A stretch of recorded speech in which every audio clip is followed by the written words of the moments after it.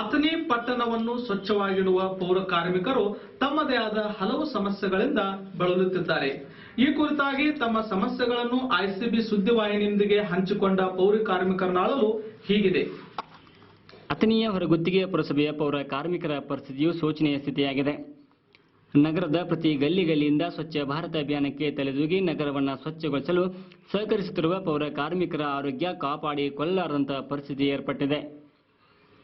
ದಿನ ಬೆಳಗಿನ ಜಾವ 4 ಗಂಟೆಯಿಂದ ಸಂಜೆಯವರೆಗೆ ನಗರದ ಚರಂಡಿಗಳಲ್ಲಿ ತಮ್ಮ ಇಡೀ ದೇಹವನ್ನೇ ದುರ್ಗಂಧದ ವಾಸನೆಯಲ್ಲಿ ತೊಡಗಿಸಿ ದುಡಿಯುತ್ತಿರುವ ಕಾರ್ಮಿಕರ ಪರಿಸ್ಥಿತಿ ಶೋಚನೀಯವಾಗಿದೆ. ಅಥಣಿ ಪುರಸಭೆಯ ಹೊರಗುತ್ತಿಗೆ 4 ಪೌರ ಕಾರ್ಮಿಕರ ವಾಸ್ತವ ಸ್ಥಿತಿಗೆ ಅವರ ಪ್ರಾಮಾಣಿಕ ದುಡಿಮೆಗೆ ಅಜಗಜಾಂತರ ವ್ಯತ್ಯಾಸವಿದ್ದು, ಅವರಿಗೆ ಸಂದಾಯವಾಗುತ್ತಿರುವ ವೇತನ ಕೇವಲ 7,150 ರೂಪಾಯಿ. ಆದರೆ ರಾಜ್ಯ ಸರ್ಕಾರ ಸಂಪುಟ ಸಭೆಯಲ್ಲಿ ಪೌರ ಕಾರ್ಮಿಕರಿಗೆ 13,260 ರೂಪಾಯಿ ನಿಗದಿ ಮಾಡಿದ್ದು, ಅದನ್ನು ಹೊರಗುತ್ತಿಗೆ ಪೌರ ಕಾರ್ಮಿಕರ ಯೋಜನಾಧಿಕಾರಿಗಳು ಕೂಡ ಸಹ ಅನುಮೋದಿಸಿದ್ದಾರೆ. ಆದರೆ ಇಲ್ಲಿ ಯಾವ ಹೊರಗುತ್ತಿಗೆ ಕಾರ್ಮಿಕರಿಗೂ ಸಂದಾಯವಾಗುತ್ತಿಲ್ಲ.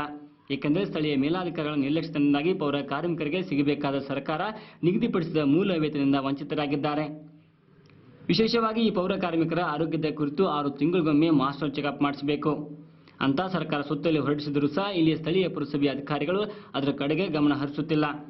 ಏಕೆಂದರೆ ಈ ಪೌರ ಕಾರ್ಮಿಕರ ಬಗ್ಗೆ ಇವರಿಗೆ ಕಾಳಜಿ ಹೋಗಲಿ, ಸರ್ಕಾರದ ಸೌಲಭ್ಯಗಳಾದರೂ ನೀಡಬೇಕೆನ್ನುವ ಸೌಜನ್ಯವೂ ಇಲ್ಲದಾಗಿದೆ.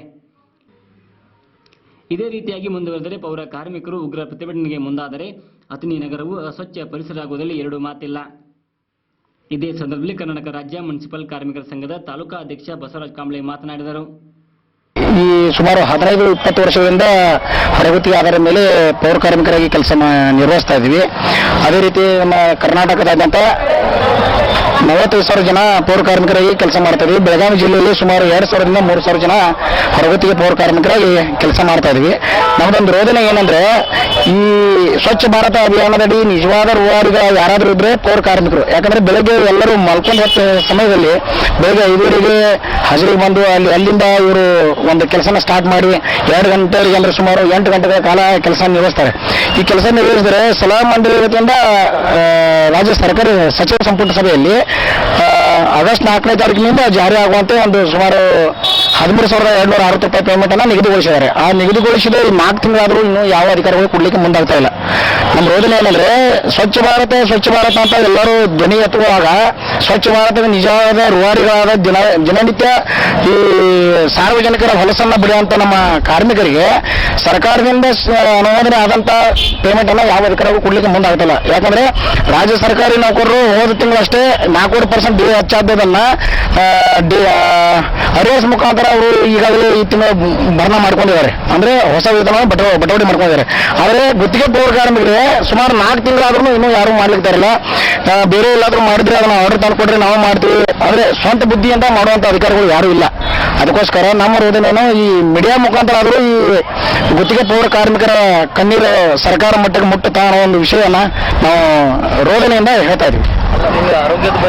ಆರೋಗ್ಯ ಬಗ್ಗೆ ಪ್ರತಿ 6 ತಿಂಗಳಿಗೊಮ್ಮೆ ಗುತ್ತಿಗೆ ಪೌರ ಕಾರ್ಮಿಕರಾಗಲಿ ಕಾಯಂ ಪೌರ ಕಾರ್ಮಿಕರಲ್ಲಿ ಇವರನ್ನ ಆರೋಗ್ಯ ತಪಾಸಣೆ ಮಾಡಬೇಕು, ಅದು ಮಾಸ್ಟರ್ ಚೆಕಪ್ ಮಾಡಿಸ್ಬೇಕಂತ ಸರ್ಕ್ಯುಲರ್ ಇದೆ. ಹೋದ ವರ್ಷ ನವೆಂಬರ್ 2015ರಲ್ಲಿ ಕರ್ನಾಟಕ ರಾಜ್ಯ ಸಫಾಯಿ ಕರ್ಮಚಾರಿ ಆಯೋಗದ ಅಧ್ಯಕ್ಷರು ನಾರಾಯಣ ಸರ್ ಅವರು ಬಂದಾಗ ಡಿಸಿ ಅವರ ನೇತೃತ್ವದಲ್ಲಿ, ಅಂದ್ರೆ ಡಿಸಿ ಅವರ ಅಧ್ಯಕ್ಷತೆಯಲ್ಲಿ ಒಂದು ಸಭೆಯನ್ನು ಕರೆಯಲಾಗಿತ್ತು. ಆ ಸಭೆಯಲ್ಲಿ ಆದೇಶಿಸಿದಂತೆ ಪ್ರತಿ 6 ತಿಂಗಳಿಗೊಮ್ಮೆ ಪೌರ ಕಾರ್ಮಿಕರ ಆರೋಗ್ಯ ತಪಾಸಣೆ ಮಾಡಬೇಕು ಮತ್ತು ಮಾಸ್ಟರ್ ಚೆಕಪ್ ಮಾಡಿಸ್ಬೇಕಂತ ಏನು ಹೇಳಿದ್ರು, ಅದನ್ನ ನಾವು ಕೈಗೊಳ್ತೀವಿ ಅಂತ ಎಲ್ಲ ಅಧಿಕಾರಿಗಳು ಆಶ್ವಾಸನೆ ಕೊಟ್ಟು ಬಂದಿದ್ರು.